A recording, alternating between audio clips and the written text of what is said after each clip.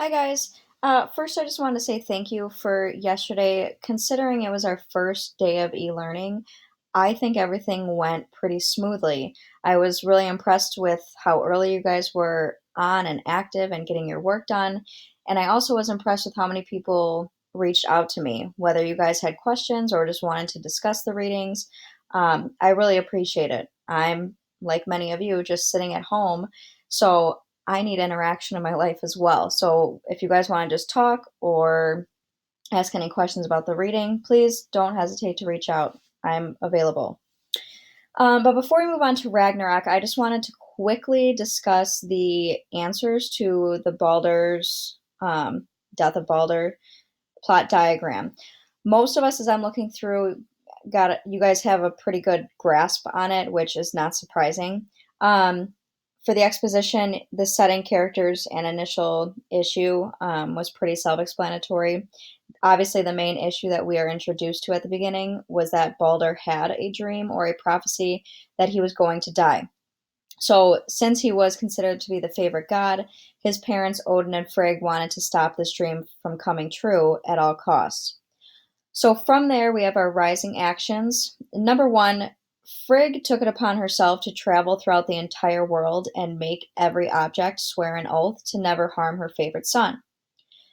After that, Loki, who is obviously our trickster of the story, he becomes determined to find out which object could kill Balder. So he disguises himself as a witch. He goes to Frigg, and she informs him that the mistletoe is the only object that could kill Balder.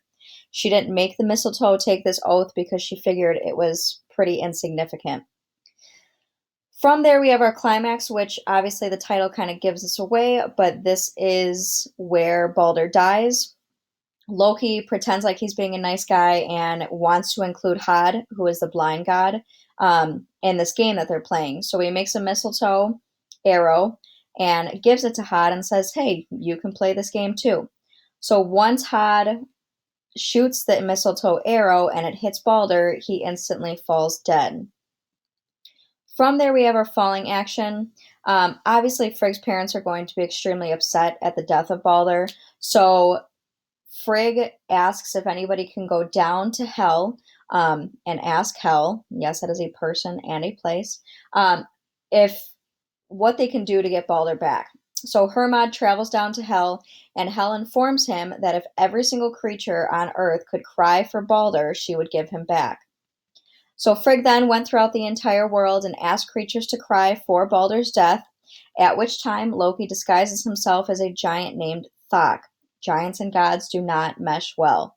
So once Frigg goes up to Thok, he tells her that he is not going to weep for a god.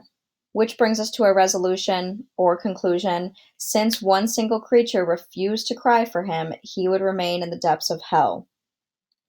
Um, of course, you could have separate variations or a couple things different than what I had, but for the most part, you should have these things in this order. If you want any further clarification or need to ask any questions, please ask them and I'm happy to talk about it.